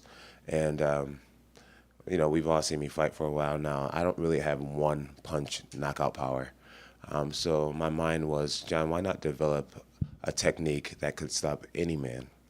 And I came up with the spinning back kick. And I mean, you can be any fighter, and if I catch you just right, you're going down, no matter how well trained you are. So I'll continue to work it, and I'll have some. I'm just gonna continue to work it. I'm sure all future opponents saw that, and it's just like that could easily happen to me. And so I'm gonna work it more and more and more. John, both of your brothers were in the NFL. You're the greatest of all time. I want to know, honest answer, who do you believe is the best athlete out of you and your brothers? Best athlete, Chandler. My little brother, Chandler. Chandler's an extraordinary human being. He's a really special young man. I love him to death. And yeah, Chandler's a freak. If he decided to be an MMA fighter, I think he'd do very well. He's a very dedicated athlete. And speaking of your family, your mother would be so proud of you today. I want to know, if you look back from, when she passed to now, I'd like to know, how much have you felt you've grown as a person, and how proud would she be of you, and what would she think of how you did today? My mom used to worry about me. I was the one son that she stayed up all night. I was the first one to stop coming home at night, spending the night, staying out at parties. My mom used to worry about me a lot. She used to pray for me a lot. And I know for a fact that she'd be incredibly proud of the man that I'm turning into. I can't say turned into because we are all works in progress, But the man that I'm turning into, I know for a fact she would be very proud. I shouldn't say she would be. I know for a fact that she is very proud of me. I actually had a dream about her this morning where I was hanging out with my dad, and we kind of got sick of each other. And so I was like, I'm going to go call Mom. And the moment that I was heading to call my mom, I woke up this morning. And I know that was a dream that was meant for me today, just to let me know that I can talk to her. And it was a beautiful thing. I was at breakfast with my team, and I was just crying. I was just crying this morning, just thinking about my mother. And my mom used to be in the audience saying, "Johnny, get him, Johnny." And I felt her today. I really felt my mom today. She was here with me today. It was a really beautiful day. Thank you for giving me the chance to acknowledge her. John, right here. You've always been a visionary of the big things. You talk about the fight against Alex. Have you envisioned a place, a perfect location for that fight? No, I haven't. There's so many questions when it comes to what's going to happen as far as Alex and Tom and my future. I can't even think about it right now. All I want to do right now is take my team out and get them the biggest stakes in New York City. These guys deserve it. They deserve ice cold beer, whatever they want, because they have really committed to me so much. My team is an amazing group of men, amazing group, and that's all I want right now is just see them happy. I just got two real quick ones, but just for suggesting, you just won here in New York City. The last 2 years before that, he won here in New York City, so there's a lot of history right there. With Pereira? Yeah, I mean, he won 2 years in a row and headlining here, and then you just won here. So the one thing that's really cool is that I'm noticing that the fans are starting to shift. They're like, wait a minute, this Pereira fight is absolutely massive as well, and that's cool. I'm glad that you guys are seeing it.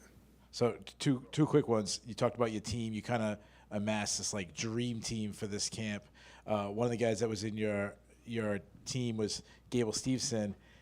I mean, I think the world would love to see that guy come to MMA. You chirping him at anything, kind of suggesting him to come over? Gable has everything that it takes. One of his first days at practice, one of my teammates got injured sparring with me, and Gable was like, I'll go in. I'm like, Gable, you might want to learn how to block and, defend yourself first. It can be a lot more difficult than what it seems. But that let me at that moment know that he is very game. I kneed him in the face at one of his very first practices. He ate it, and he looked like a little kid, like he just developed a new toy. He's going to be scary. He's going to be very scary when he decides to do MMA. He knows how to make men appear very weak. Me being one of them.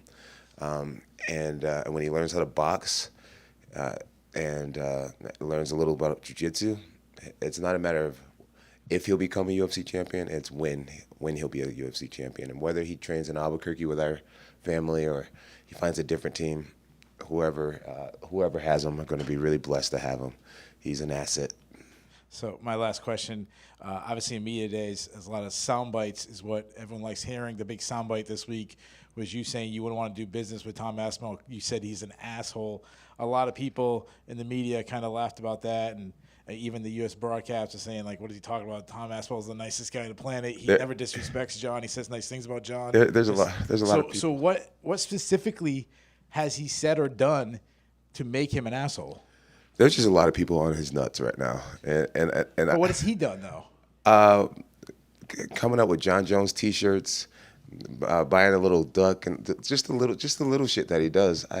He's annoying to me. He's annoying to me, and that's my own personal. He annoys me. I get to you guys, you find it entertaining, but I find him annoying, and I just don't like him. And at the end of the day, if I give him the opportunity to fight me, I want to be so compensated. I want to say it, I want that fuck you money, honestly, and that's just what it is. That's just what it is, or else. My life is perfect without him. I don't need him at all, and he needs me, and that's a good place to be in a negotiation. So, I'm sorry, I lied. One more question. You love Muhammad Ali. You've talked about him a lot. A lot of this week was comparing this fight and the Ali Frazier. You being the Ali side. What does that mean to you? I don't know. I don't try to be Muhammad Ali. I really want to be the best Jon Jones that I can be, and I really feel like I'm doing it right. I'm really proud of marching to the beat of my own drum. It really feels good. I'm doing it my way. I'm doing it my way, and it feels good.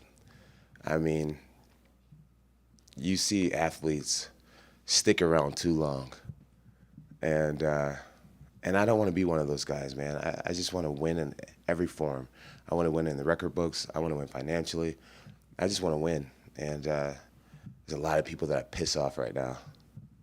And it just lets me know that I'm doing it right. I'm doing it my way.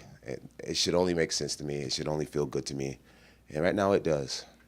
I know I didn't answer your question, but I just wanted to say that. John, down here in the middle. Mm-hmm. I know you said that you'd be willing to walk away from negotiations if your demands aren't met. I know you haven't made those demands yet, but have you set a timeline for when you want those negotiations to have been concluded by? I don't even want to call them demands. I don't want to put the wrong energy in the room when it comes to Dana. I respect Dana so much. He changed my life completely. I don't want to call it demands. I'm not demanding anything. I'm not trying to run anything. I'm not trying to boss anyone. I'm just clearly letting people know my intentions. And whenever Dana wants me to fight is when I'll fight. As long as we can come to an agreement. I really want to make that clear. I don't want to go there with the word demand. Respectfully, Dana and I have been closer now than we've ever been before. And as a young man, well, not even a young man anymore, as a man, I want to respectfully have a conversation with him and see if we see eye to eye. And if we do, I'll fight whenever he tells me to. Okay. Two very quick questions. Is there a dollar figure that equals fuck you money? A very, very high number. It's going to be a very high number, for sure. Don't want to define very high yet? No, I'm not. I've learned over the years not to really get into finances publicly.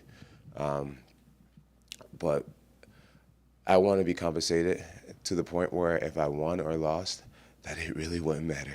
Okay. And the last question, you have mentioned obviously that you would like to fight Pereira for the BMF belt. So last question I have is, why are you ducking Max Holloway? I like that. You're funny. No? No? All right. Thank you. I'll give the guys a soundbite. Quack, quack, quack. John, over here. John, I know you're a big LeBron James fan, and he's in his late 30s, still dominating the sport, 4 straight triple doubles. You're in your late 30s, still the GOAT. I just want to know what is it that you guys have in common from a mental perspective that allows you guys to still perfect your craft even into your older years? I don't know. I don't know what it is, but I'm grateful to have whatever it is.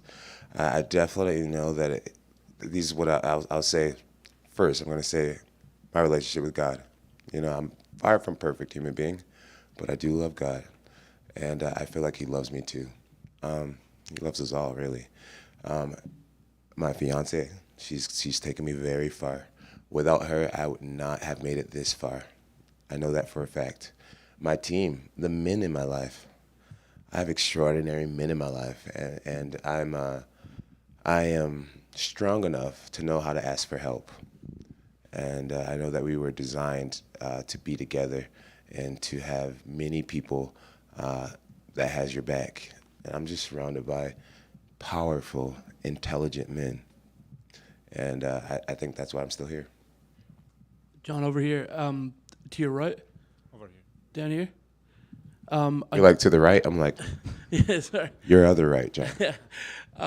So Francis Ngannou paid a little tribute to what you said after his fight. I think he came on social media. He says, Jones looked great out there tonight. Congrats, Johnny boy. I see you. Is that a fight that maybe interests you? Like, obviously, Pereira is number 1 on your list, but is that one that maybe interests you more than even Tom? I'm here to talk UFC business tonight. So I mean, Turki Al-Sheikh has been able to get these kinds of fights done in boxing. Maybe he could make it happen in the UFC. Whatever Uncle Dana tells me. I also wanted to ask as well, because obviously you're someone who's considered, the greatest of all time in your sport. Another GOAT was on last night in Dallas. Were you able to catch any of the Mike Tyson fight, and what was your thoughts on him getting back in the ring at 58? I did catch the fight. It was hard to see him so old. Roy Jones Jr. kept saying it, man, those legs aren't working. It was really hard to see. He really sold it, with the highlight videos of him training and his physique. I wish he went and showed us his ass. That was a little wild. I'm like, Mike, you didn't have to do that. Mike's a freak, I bet, dude. I'm like, Mike, you old nasty old man. You old dirty bastard, you. It was hard to watch, but I respect him so much for getting in there.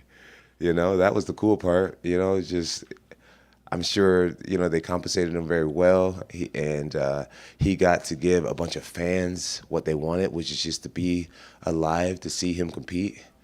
And for that part alone, I thank him. I'm sure a lot of us thank him. And any respect to Jake for not, because I mean, when Holyfield came back, Belfort went and just kind of iced him in very quick fashion, and I think Jake probably could have done that later on in the fight, but he opted to let Mike get to the bell. I don't think Jake gave him mercy.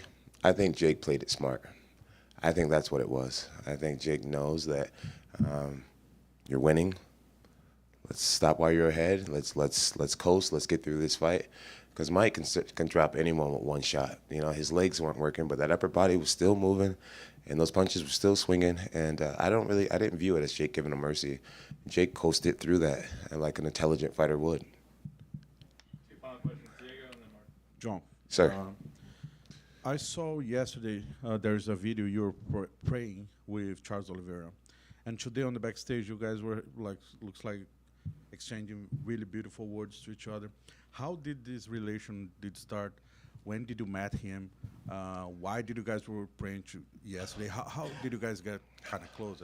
I'm not sure if we met each other in the past, but yesterday we were on the same Sprinter van heading to a press conference, and I could see that he was having a rough weight cut, and he just was real quiet, and he was just, he looked like he was hurting, and everybody on the bus, we were all laughing, and we were all, speaking English and everything, and I just wanted to include him. And so I just looked back and I was like, bro, you may not be feeling good, but you look great. That suit looks great. You know, I was just probing at him to try to like just start a relationship, and his translator started communicating for us, and you know, that big old smile he has and everything, and I was like, man, this guy's cool. And then at the press conference, I realized how much people love him, and then we were watching me and my wife were watching Embedded, and my wife's like, John, he's a Christian too. I was like, he's a Christian as well, and I was like, oh really? And so then I liked him even more, and when I saw him next, I asked my pastor. I was like, hey, would you pray for both of us? And my pastor was like, of course. And we came together and we bowed our heads, and even though he probably didn't understand anything we were saying, we had that agreement right then and there. And after we were done praying, I was like, Team Cristo, which is Christ from Portuguese. And he understood that. And we just had a kind of an agreement that we're both going to represent. We're going to do our absolute best. And when the pastor was praying, he actually was saying that the victory is already yours. The victory is won. It is yours. And I believe him when he says that. And so now it was our job to do our part and give it all we had. And when I heard that he won, because we turned the TV off in my locker room, all my guys were watching the fights. I'm like, bro, what are you doing? But anyways, when I heard that he won, it was one piece of the puzzle that was already written. And then I just knew I had to go out there and do my part. Just the last one, please. John, here. Yo, give this man one. Well, I'm going to answer your question. I've What's been up? trying. Come I on. mean, I have at least 50 questions. No, I'm not going to answer 50 questions. But I'll ask just one. You Sorry. proved again that you're greatest of all time tonight. It was an excellent performance, pretty wise, pretty patient. Like it was a perfect performance. I really have a lot of questions, but I only ask one. You had a great career, like best fighter ever for sure. What was the most memorable moment throughout your career? The most like important moment? Tonight was Stephan Bonner, Mauricio Shogun Rua, and tonight was incredibly special. Finishing DC it's up there too. Stephan Bonner was the first star that I fought as a young man. Everybody around me told me that I was no one and I couldn't do it, and I had to really work on meditation and bringing up my self-esteem for the first time, like to beat Stephan Bonner. Mauricio Shogun, beating Shogun, taught me that that I could be great. Kid from a small town, never good at anything. I became a champion. DC, it was just very personal. And tonight is the biggest moment of my life. Like I said earlier, you know, to talk about Jesus in front of our president and let the world know how truly proud I am to be an American champion. It felt awesome, man. To finish Stipe, it felt awesome. It felt awesome, and that's why I know for a fact that I can retire after a night like tonight.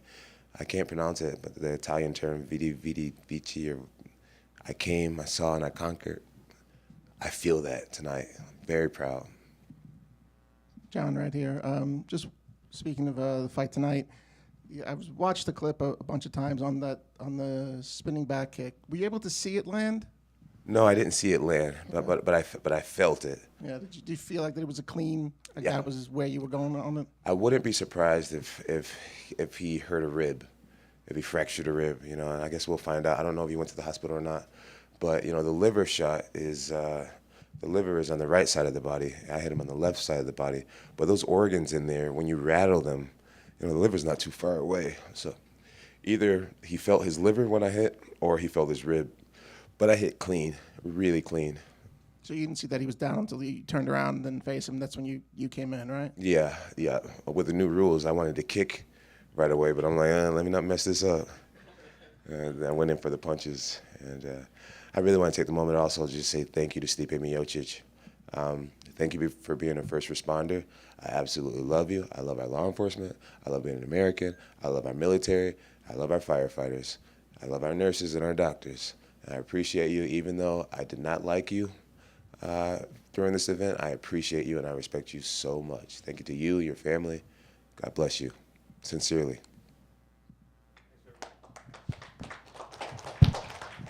I'm gonna put these funky shades back on. What's up? Did he? No, I didn't. That's pretty cool. Really? Yeah, so cool. Oh.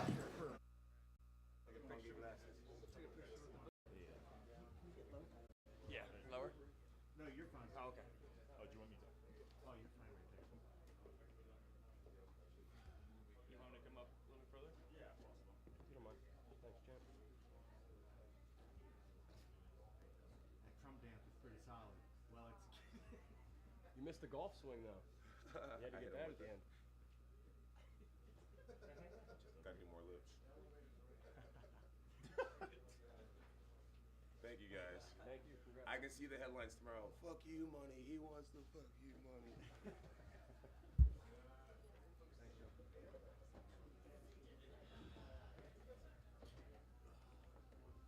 I saw the glimpse of what you sent me. Get to the headline. What's up? I saw the glimpse of the headline you sent me.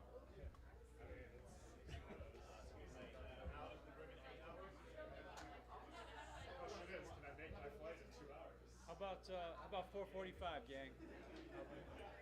I'm out of here right now. 4:45.